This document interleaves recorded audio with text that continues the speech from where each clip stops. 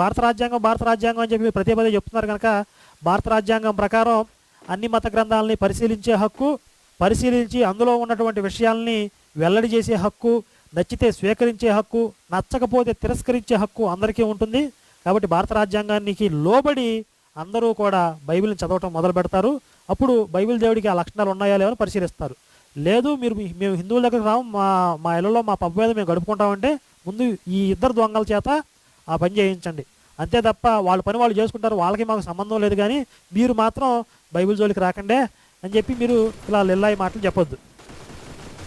ఇంకొక విషయం, చాలామంది హిందువులు కూడా బైబిల్ గురించి లేదా ఈ విశ్వాసాల గురించి కొంచెం వల్గారిటీ కానీ బూతులు కానీ మాట్లాడి ఉండొచ్చు. దానికి కారణంగా వాళ్ళు మొదలుపెట్టే తర్వాత మేము మొదలుపెట్టామని ఒకరిపై ఒకరు చెప్పుకుంటారు. ఇక్కడ గమనించాల్సిన విషయం ఏంటంటే మా శివశక్తి సంస్థ తరపు నుంచి మేము